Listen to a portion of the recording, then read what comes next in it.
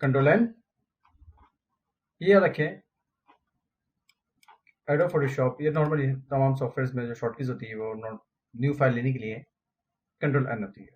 तो हम यहाँ कंट्रोल न्यू फाइल, साइज अभी फिलहाल हम कोई भी लगा लेते हैं, 8x8 इंच, रेजोल्यूशन 100 रखते हैं और कलर मोड हम रखते हैं RGB map, greyscale, RGB, CMYK Lab, ये सारे मोड क्या करते हैं इंशाल्लाह आगे तमाम क्लासेस में हम कवर करेंगे।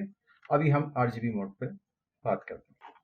बैकग्राउंड वाइट चाहिए, बाकी आप जो है उसकी बाय डिफॉल्ट सेटिंग रहने दें। नाम चाहे भी लिख लें, सेव करने के बाद लिख लें, कोई ऐसा फर्क नहीं। अच्छा, ये रखें डॉक्यूमेंट टाइप में कस्टम है, इसमें बाय डिफॉल्ट कुछ पेजेस, कुछ साइजेस लगे हुए हैं, ठीक है। By default Photoshop size, US paper, international paper, photo और डिफरेंट चीज़ें लिखी हुई, लेकिन हमने इस पर कस्टम साइज लगाया 8x8 इंच, 100 रेजोल्यूशन, ओके।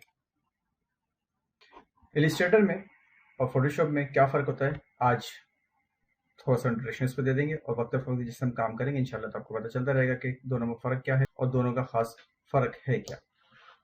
अच्छा, ये याद रखें कि फोटोशॉप एक जो है बिटमैप सॉफ्टवेयर है, एक पिक्सेल्स है। इसमें जब भी कोई ऑब्जेक्ट आप लेते हैं और जूम करके देखते हैं तो उसके पिक्सेल्स आ जाते हैं। इलिस्ट्रेटर एक वेक्टर बेस्ड सॉफ्टवेयर है, उसमें ऐसा नहीं होता। मैं यहाँ पे अगर आपको दिखा सकूं तो मैं कोई सर्कल लेता हूँ, इसमें कलर फिल करता हूँ। ये देखिए मैंने सर्कल लिया, जूम किया, मैं इस वक्त 800% पर हूँ। अगर 100% पर होऊंगा तो शायद मुझे इतना अच्छा नजर नहीं आएगा वो पिक्सेल्स, लेकिन जब मैं जैसे ही जूम करूंगा तो मुझे पिक्सेल्स आ जाएंगे। तो फोटोशॉप और इलिस्ट्रेटर का वाज़ेह फ़र्क है कि इलिस्ट्रेटर में जूम करने से कोई भी चीज़ इस तरह से पिक्सेलेटेड नज़र नहीं आती, जबकि फोटोशॉप में पिक्सेल्स जैसे नज़र आते हैं। तो दोनों का वाज़ेह फ़र्क तो ये है, और आगे जो जो फ़र्क है इंशाल्लाह हम कवर करते जाएंगे। सो आज हमारी पहली क्लास है, तो हम पहले बात करते हैं टूल्स की। ये एक टूल्स है, अगर आप लोगों को नहीं मिले तो यहाँ पे टूल्स का ऑप्शन होता है, मैं हाइड कर देता हूँ, ठीक है। विंडो में गए, यहाँ पे आपने टूल्स ली, दोबारा गए ऑप्शंस, आपको शायद याद हो जब हमने रजिस्टर में पढ़ा था, ये कंट्रोल बार आ रही थी, यहाँ पे ऑप्शंस बार के नाम से, ये ऑप्शन के नाम से, ठीक है। ये मैंने दो ऑब्जेक्ट लिए फोटोशॉप में। कलर फिल करने का तरीका मैं आपको दोबारा से बता देता हूँ। टूल्स के अंदर सिलेक्शन, इस वक्त आपको बेसिक सिलेक्शन के 4 इस वक्त ऑप्शन नजर आ रहे हैं। रेक्टेंगल, ये ऑप्टिकल मार्की, जिसे हम सर्कल भी कहते हैं, और इसे ओवल शेप भी बना सकते हैं। ये सिंगल लाइन है। अच्छा, दोनों में हॉरिजॉन्टल वर्टिकल का फर्क है, ये मैं अभी आपको दिखा देता हूँ, आपने लिया। अगर आप डायरेक्ट सेलेक्ट करेंगे तो किसी भी तरह ही घूम सकता है, लेकिन जब शिफ्ट प्रेस करेंगे तो ये स्क्वायर यानी कि प्रोपोर्शनली चारों तरफ से बड़ा छोटा होगा ये, ठीक है। और ये लेयर पैनल होता है, ये कहाँ से आता है मैं बताता हूँ। विंडोज में जाएंगे, लेयर, इलिस्ट्रेटर में भी लेयर्स होती है, मगर हम वहाँ पर डिफरेंट ज़्यादा लेयर्स नहीं बनाते हैं, बहुत कम एक्सेप्शन केस में बनाते हैं जब आपका हमें आर्टवर्क बनाना हो या सेपरेशन बनानी हो। अदरवाइज हम नॉर्मली जो डिज़ाइन करते हैं वो लेयर ऑटोमेटिक जनरेट हो रही होती हैं, लेकिन फोटोशॉप में हमें लेयर्स जनरेट खुद करनी पड़ती है। और उसके लिए आप नीचे से ये ऑप्शन देखें, यहाँ पे नज़र आ रहा होगा आपको, एक रिसाइकिल बीन का, और एक ये देखें यहाँ पे ये ऑप्शन नज़र आ रहा है, इसको क्लिक करेंगे तो एक लेयर आ रही है। आल्टर बैक स्पेस या alter delete, control D, selection खत्म, और आप कलर जो फिल करेंगे आल्टर बैक स्पेस से। अगेन यहाँ से मैंने सर्कल लिया, शिफ्ट के साथ मैंने ड्रैग किया, control shift N, new layer की शॉर्ट की है, कंट्रोल शिफ्ट एन। यहां से मैं कलर चेंज करूंगा, alt backspace, control D, selection मेरी खत्म, डी सेलेक्ट करने के कंट्रोल डी। नीचे लाइन लूंगा, कंट्रोल शिफ्ट एन, कोई कलर भरेंगे, ये लाइन देखिए। दूसरे सिंगल लाइन मैंने ली, न्यू लेयर सेलेक्ट किया, कोई दूसरा कलर सेलेक्ट करूंगा यहां से, अल्टर बैक स्पेस। लाइन में बहुत बारीक लाइन है, आगे मुझे मोटी लाइन करनी हो तो सिंपल तरीका है, Alt Shift के साथ मैं इसको ड्रैग करूंगा।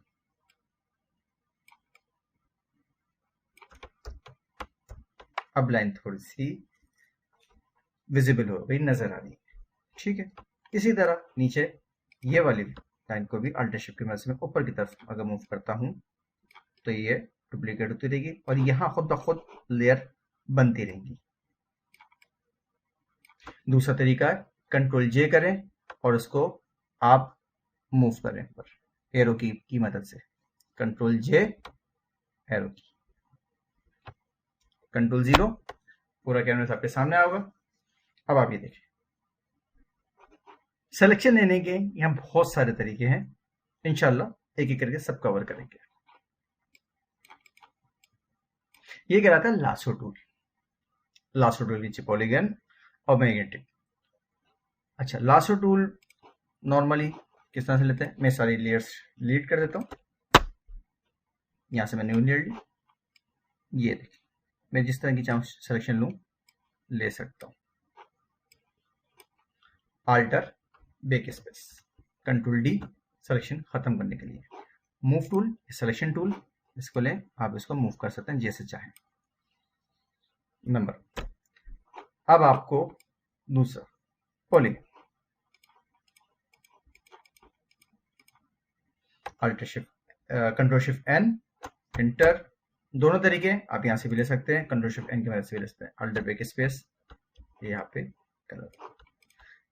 आज हमारी बहुत बेसिक है तो ज्यादातर चीजें छोटी छोटी चीजें पढ़ाऊंगा ताकि आपको पता चले ये करते क्या है। आप नोट कर लें अपने नोटबुक में, चाहे तो आप एक नोटबुक बना लें, उसके अंदर तमाम ये शॉर्ट कीज वगैरह लिखना चाहें तो आप कंप्यूटर पे नोटपैड पे लिखना है, या चाहे आप जैसे चाहे याद कर लें। शॉर्ट कीज डिजाइन के लिए बहुत जरूरी है। क्विक सिलेक्शन, वेजिक पॉट। अच्छा, ये करते हैं क्या है, इसके लिए मैं मुख्तलिफ शेप ले लेता हूं।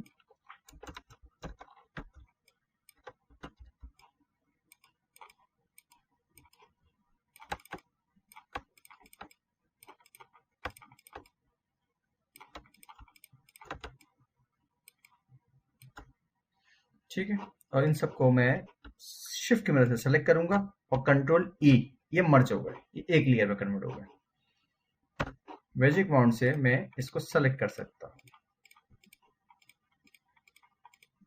अगर मैं शिफ्ट की मदद से करूं, इसको सेलेक्ट किया, शिफ्ट, मैंने शिफ्ट प्रेस करके रखा हुआ है और माउस से इसमें लेफ्ट क्लिक कर रहा हूं, Ctrl 0, ये सारे सब सेलेक्ट हो गए।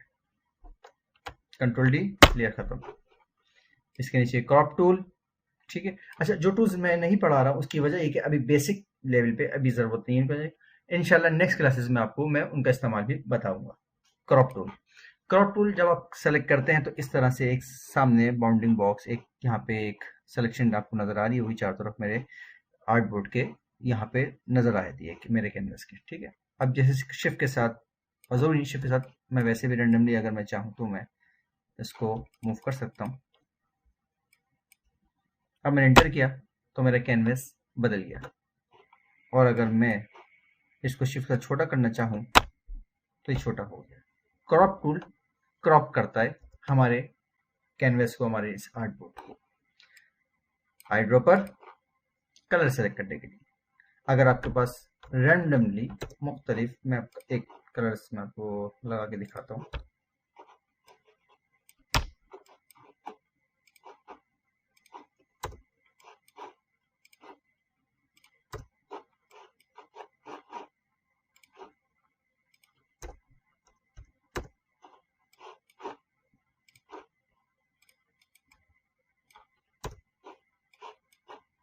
ये मुख्तलिफ मैंने कलर्स यहाँ पे फिल किए। आई ड्रॉपर जब मैं लेता हूँ, सिलेक्ट करता हूँ तो यहाँ पे कलर ऑटोमेटिक चेंज होने शुरू होते हैं। ये हर कलर को सिलेक्ट करते हैं,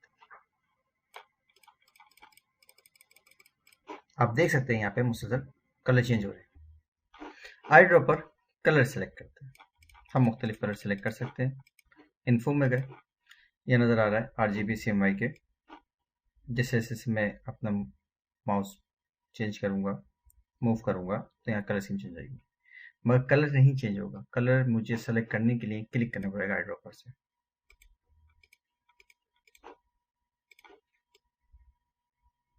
पैच टूल, हीलिंग टूल, ये कलर आप सेलेक्ट करते हैं और आप मूव करते हैं, आप सेलेक्ट करते हैं, आप मूव करते हैं। लास्ट रूल तो इंशाल्लाह हम आगे क्लासेस में पढ़ेंगे कि इसमें क्या क्या हम कर सकते हैं, किस तरह से स्टैंपिंग क्लोनिंग होगी, लास्ट रूल क्या काम करता है, इसके मुख्तलिफ जो ऑप्शंस हैं यहाँ पे, इनसे क्या क्या हम काम ले सकते हैं, ये हम नेक्स्ट क्लासेस में पढ़ेंगे। ब्रश टूल, पेंसिल टूल, ये सब अभी जो मैंने कलर आपके सामने फिल किए थे वो ब्रश टूल की मदद से किए थे। शॉर्ट की है इसकी बी से आप प्रेस करेंगे तो ये, और चाहे तो आप यहाँ से भी सेलेक्ट कर सकते हैं। आप यहाँ से कोई भी कलर सेलेक्ट करें और अपने कैनवस पे फेरें। ये ब्रश टूल का काम है।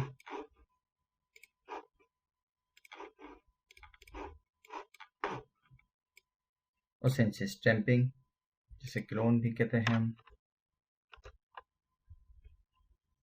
आल्टर के साथ मैं यहाँ से प्रेस करूंगा और यहाँ पे कलर करूंगा, जो भी वो कलर है यहाँ पे, ये देखिए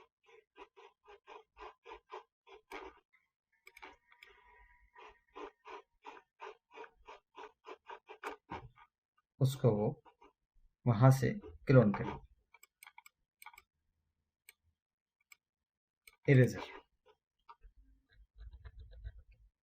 जो कलर है आप इसको मूव करें, यहाँ बैकग्राउंड में जो भी आप कलर रखेंगे इरेजर टूल्स की मदद से वहाँ आ जाएगा। आप नीचे व्हाइट रखना चाहें व्हाइट रख सकते हैं, कोई और कलर करना चाहें कोई और कलर कर सकते हैं। जब इरेज करेंगे इस इरेज टूल से तो सारे कलर खत्म हो जाएंगे और वापस व्हाइट आ जाएंगे, क्योंकि आपने यहाँ पे नीचे व्हाइट लिया है। ग्रेडियंट टूल,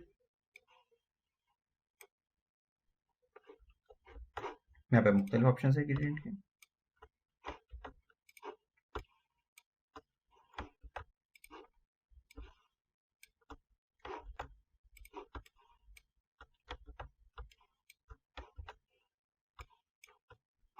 और ग्रेड में अपने कलर चेंज करने हैं तो यहाँ से आप सेलेक्ट कर सकते हैं कोई भी कलर इजीली।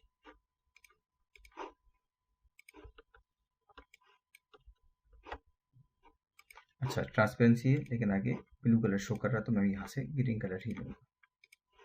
ऑपेसिटी उसकी वहाँ पे बिल्कुल ट्रांसपेरेंट हुई है और इसकी यहाँ पे जो है 100 है, ठीक। और आप चाहे तो दूसरी भी है बनी, जो ऑलरेडी जो डिफॉल्ट ग्रेड है वो भी कर सकते हैं, अपनी ग्रेड भी बना सकते हैं यहाँ से।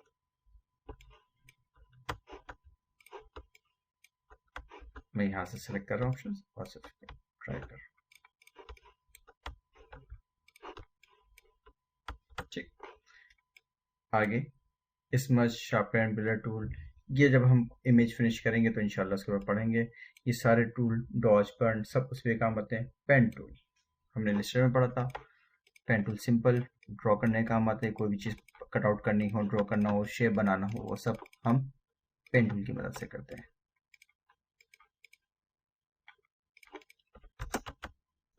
Type tool, text tool, type करने के लिए।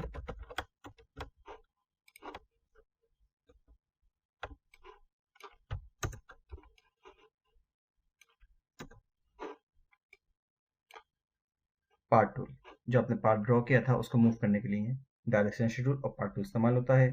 नीचे कुछ इनके बाय डिफॉल्ट पाथ हैं, इसके अलावा इनके मुख्तलिफ मजीद शेप्स हैं जो यहाँ से हम चाहे तो सेलेक्ट करके कुछ भी मज़े का बना सकते हैं, उसमें कलर फिल कर सकते हैं।